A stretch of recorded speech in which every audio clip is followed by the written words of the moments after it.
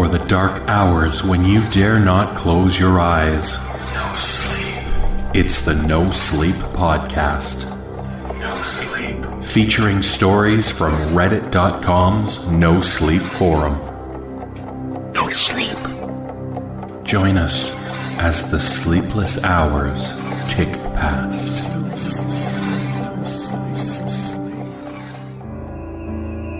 Our first story is an anonymous tale entitled My First House, read by David Cummings.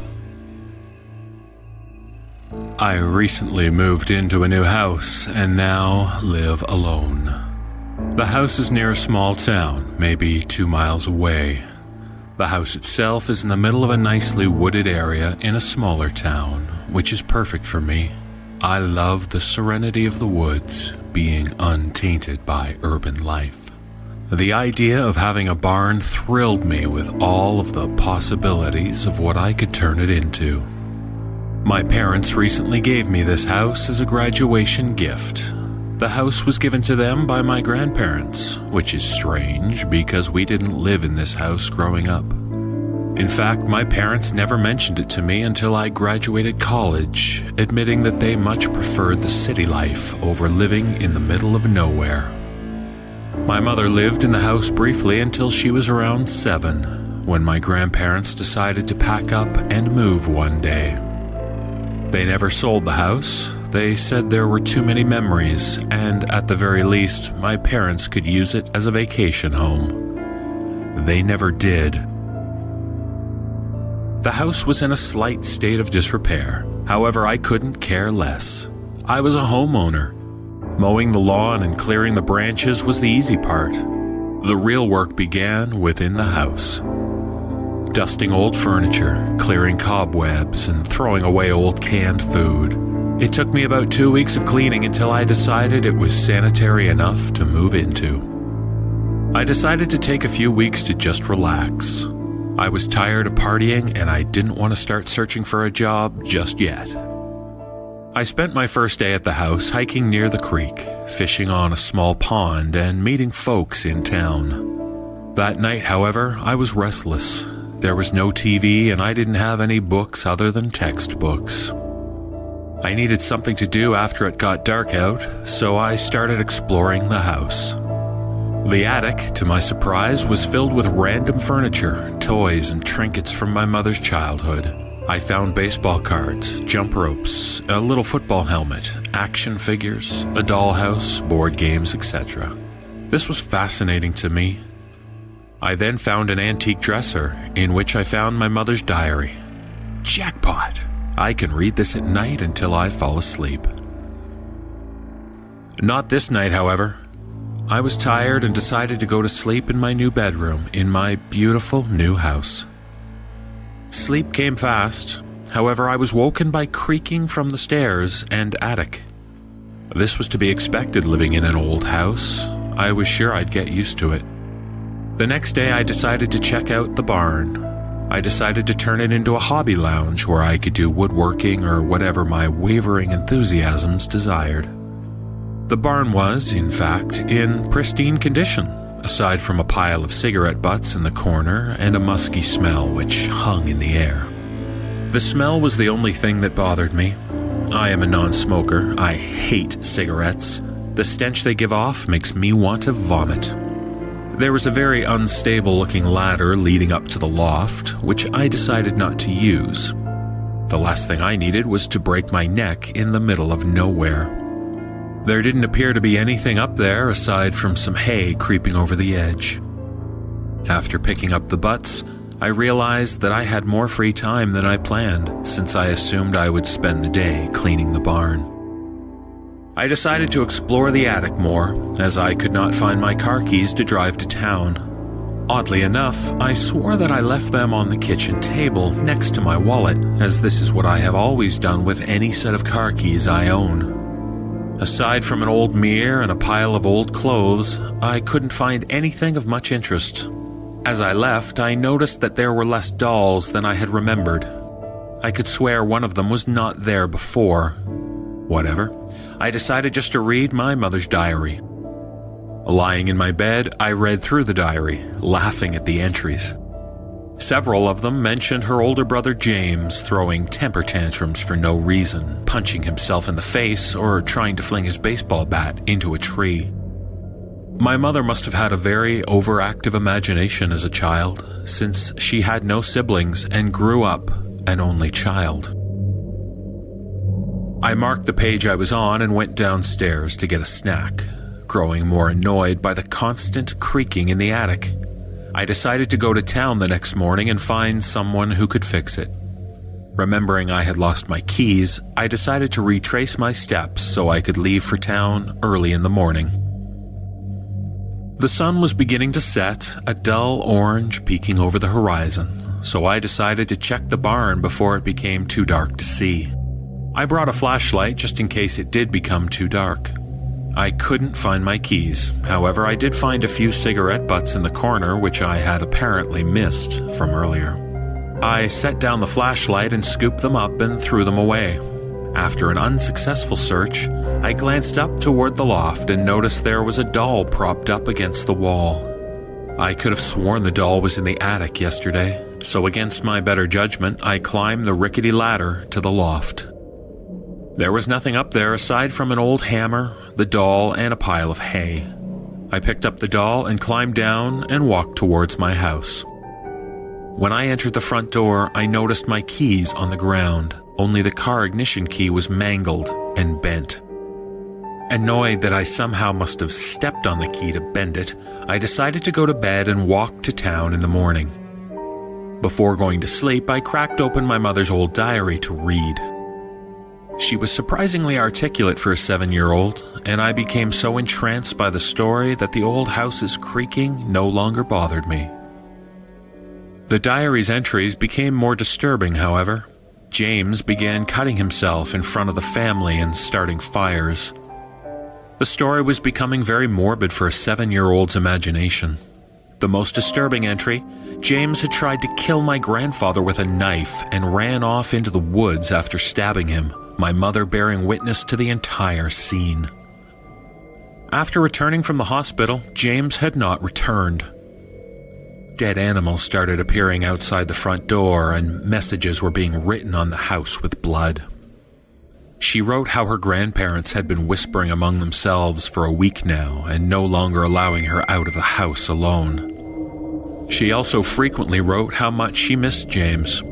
The diary ended here, with no mention of when or why they moved. It just stopped. My heart was racing, my pupils dilated, and my heavy breathing silent. I didn't want to stay here anymore. True or not, the diary chilled me to the bone. I was aware of everything due to my adrenaline rush, the wind blowing outside, and every little creak the house made. Wait, the house was no longer creaking. It was dead silent. I pushed my bed against the door, barricading myself in the room. I moved my dresser in front of the window, knocking over my lamp and only light source. The blanket of darkness covered the room, the only source of light coming from the tiny keyhole in the door. Determined to stay awake until sunrise, I sat with my back against the wall next to the bed. The floor began creaking down the hallway, stopping right outside my door, and then stopping. The light seeping in through the keyhole went dark. I tried to listen over the deafening sound of air entering and exiting my lungs. What was worse was my constant thumping of blood entering and leaving my heart. A few minutes after soul-crushing fear, light returned through the keyhole, followed by more creaking. I refused to look through the keyhole to confirm my worst fear. After what seemed like days, morning finally came. When light creeped around my dresser blocking the window, I moved it and waited until sunlight saturated the whole forest. Cautiously, I moved my bed and bolted down the stairs outside. I didn't need a car. I was gonna run to town. I ran into the barn to quickly grab my heavy mag flashlight as a blunt weapon if I needed it. I plucked it from the pile of cigarettes it was hiding under and ran down the dirt path into town. I called my parents to come and pick me up from a greasy spoon diner, making sure to sit in a booth which was against a wall and not a window. Aftermath. I did call the police, who insisted they found nothing out of the ordinary, and both my mother and grandparents deny any existence of a family member named James. I returned to the house with several friends and my parents, mind you, to retrieve my belongings. I was not living in this damned house. There were blank pages from the diary stacked nicely on the nightstand. However, we couldn't find the diary no matter how much we searched. My mother vehemently denied ever having one and scolded me for smoking in the barn and littering the ground with cigarette butts and having such an active imagination.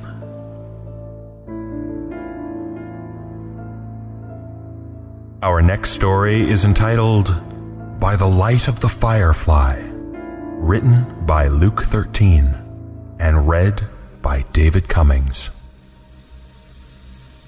When I was a boy, I lived with my mother in an old house in Georgia. It was small and most parts of it were fairly worn, but the asking price was cheap and we needed a home. It wasn't all bad though. The place had a pretty large backyard and acres of woodland behind it. On one particularly hot summer day, I was sitting inside playing with my dog Marley as my mother was leaving for work and discussing the usual guidelines with the babysitter. "I'll be back around 11, I remember her saying. "Make sure he's in bed by 10. The babysitter nodded and smiled as my mother called goodbye to me and shut the door. Now it was just me, Marley, and the babysitter from down the street. "I'm gonna run a couple of errands," said the babysitter, to which I nodded without looking up. I suppose here is where I mention this babysitter was an asshole. After my mother would leave for work, she would politely excuse herself from the house, returning just in time to collect her pay. I never complained, however. I wasn't ever afraid of being alone, and what kid doesn't like having no rules for a while? I spent most of the day playing Game Boy or chasing Marley around the house. When the sun fell, it came time for my favorite summer activity, catching fireflies. I couldn't tell you why, but I was just so fascinated by fireflies and liked to keep them as pets. I grabbed an old mason jar from under the sink and left through the squeaky screen door to the back porch, Marley following at my heels. I was greeted by the overwhelming sound of insects buzzing all around the backyard. I walked down the wooden steps of the deck and began my search for fireflies. I looked for the faint glowing lights for what felt like hours, shuffling through the grass in the warm night air. Suddenly, I saw it, the biggest firefly I had ever seen, blinking around the old rusted chain link fence in the very back. With jar in hand, I whipped after it, Marley barking after me. I had soon made it to the fence when the firefly began to retreat into the woods. I wasn't about to go back empty-handed, so I climbed over the fence with a bit of a struggle and into the woods. Marley whined on the other side as I walked past old, mossy trunks, leaves crunching under my feet as I went, following the glowing yellow light. The woods felt like I had stepped into another world. The trees were enormously tall, and the leaves atop shrouded any moonlight from entering. Just as I was beginning to feel I had gone too far, I looked back to find the shining porch lights of my house, but I could not see any trace of them. I had been engulfed by the woods. I couldn't hear the buzzing of insects anymore. It was silent now. I looked forward again to find the firefly drawing closer. I needed to catch it now, if only to use it as a light to find my way back. I swooped at it with my jar and caught air. Startled, the firefly began to float upwards, blinking its yellow light as it went. It kept going higher and higher out of my reach, and I followed it with my eyes. It drifted up the high timbers, and suddenly I saw everything. Bodies. Hundreds of twisted bodies. Men and women, boys and girls, strung up like puppets in the branches, illuminated only by the light of the firefly.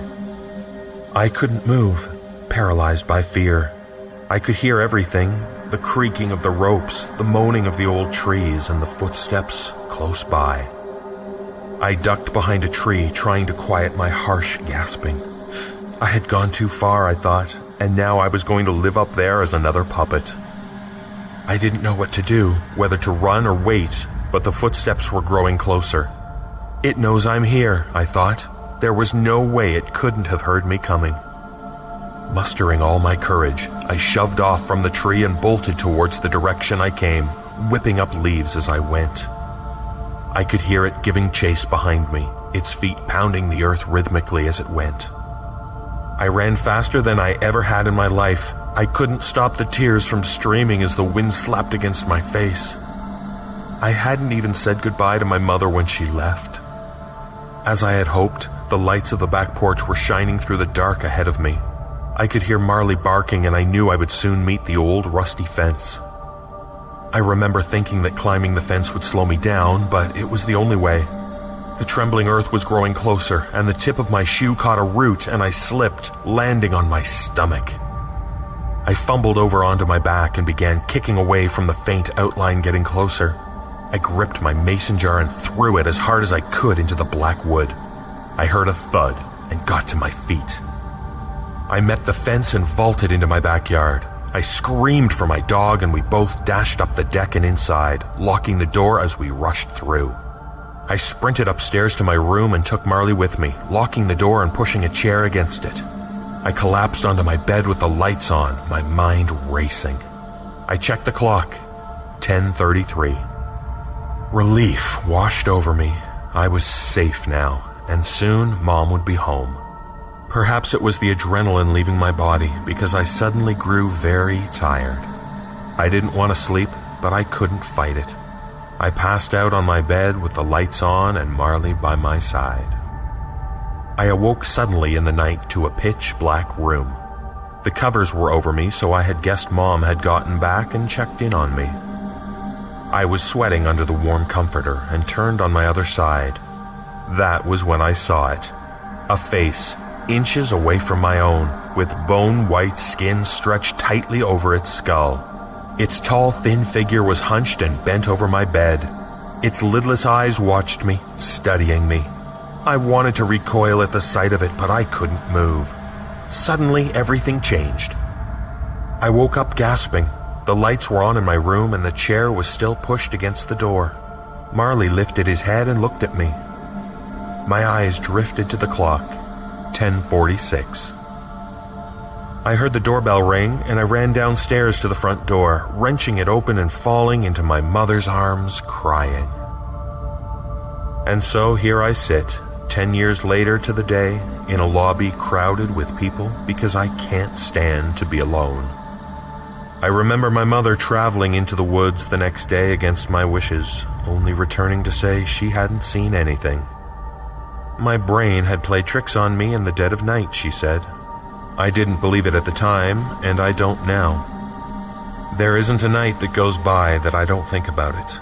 That one night I'll wake up to see that horrible face again, and this time it won't be a dream. What scares me most is the thought that on that warm summer night, 10 years ago, I was the one that got away. The pet it didn't get to keep.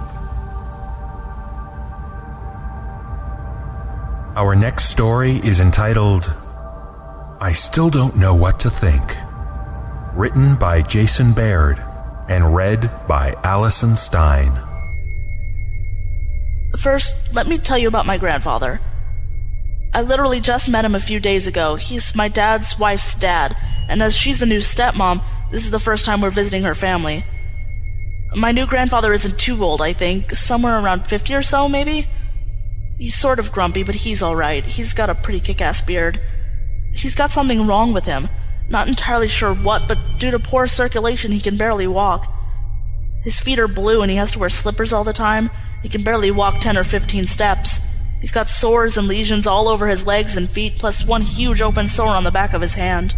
He lives downstairs in the basement because, well, I don't know really. I think he might be embarrassed having to sit around all day and not move while we all pass him by.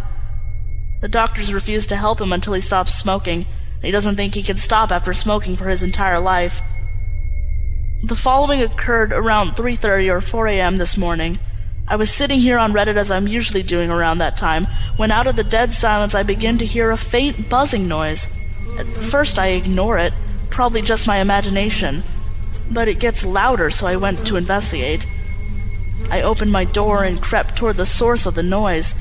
Down the hall, through the living room, peering around the corner, I see that the basement door is open, the light is on, and my grandfather is standing at the top of the stairs. He had his head thrown back, mouth open wide, and the buzzing noise was coming from inside his throat. It was intense. It sounded like a really, really large bee. I asked what was wrong, thoroughly creeped out at this point, but he didn't seem to hear me. I got a bit closer, trying to get his attention when the buzzing abruptly stopped. He lowered his head and looked directly into my eyes. Then he grinned the largest grin I'd ever seen in my entire life. It seemed to extend past the boundaries of his face by a good 3 inches. He twitched once and took an enormous breath. When he spoke, it wasn't in his normal voice, but the buzzing sound just formed into words. Still staring me dead in the eyes, he growled, "We were never meant for this place, and neither were you." Then he threw himself backward down the stairs. I lunged forward to try and grab him by the shirt, but I missed. And even if I had caught him, he probably would have just taken me with him. He is large. I am not. The fall broke his neck, and he died. Our final tale is entitled The Basement, written by Matt Demirsky and read by David Cummings. I was home alone for the week as my family had gone on vacation while I had to stay and work. It was around 2 a.m. and I'd stayed up to watch a scary movie in the dark in my basement. I was intent on really scaring myself and seeing how far into terror I could really go, while still knowing I was safe in my own home. It was then that I heard pounding footsteps on the first floor. This was a common annoying occurrence when my family was home.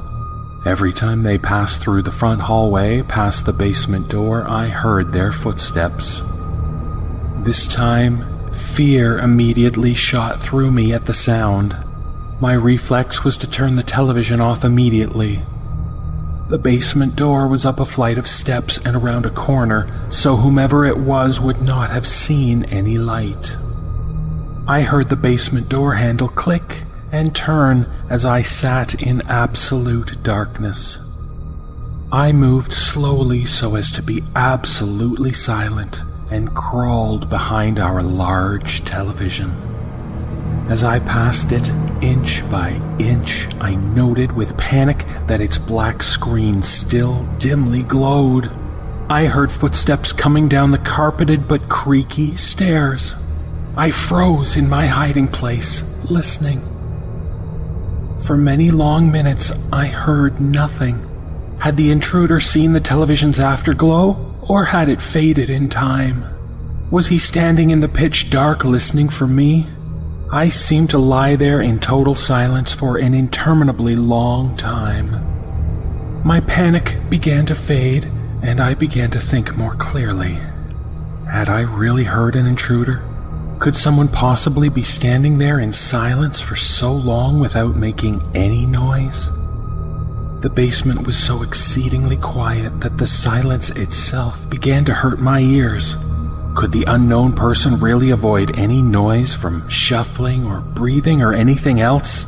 If there was an intruder, he was still in the basement because the creaky stairs were incredibly loud, the door handle clicked, and he wouldn't know to mask his footsteps on the first floor so that they couldn't be heard down here.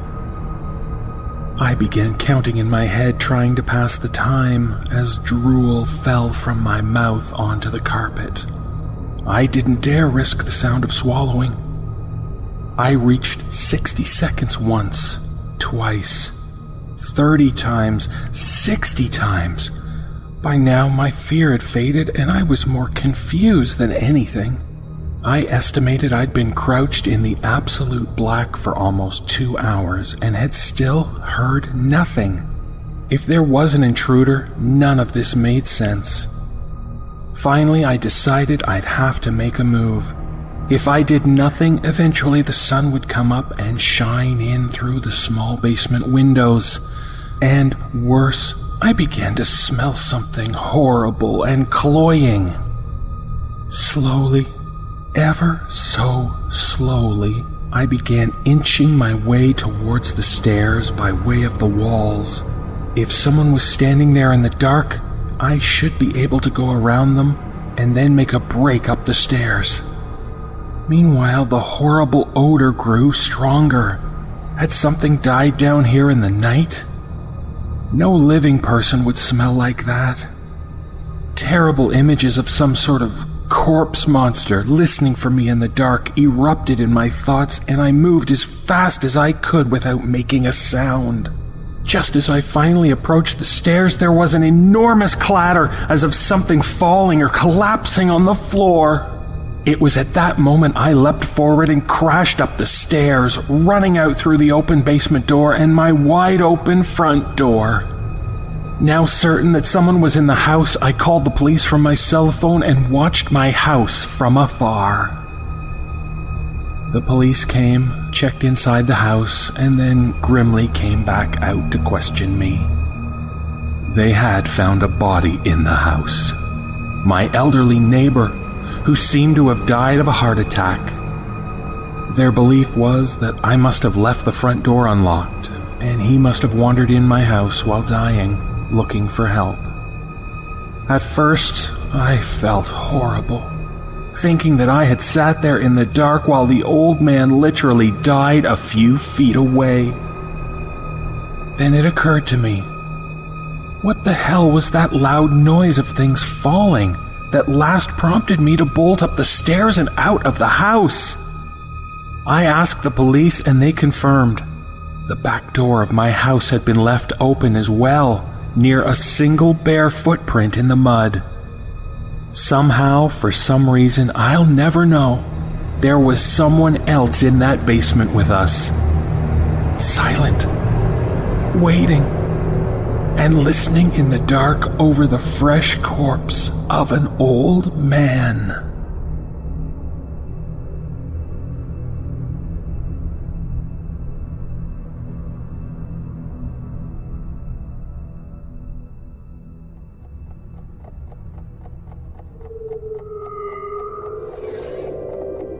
Our sleepless tales have come to an end. Close your eyes, drift off, and don't look under the bed. The No Sleep podcast is licensed under a Creative Commons license, 2011. Some rights reserved. No sleep.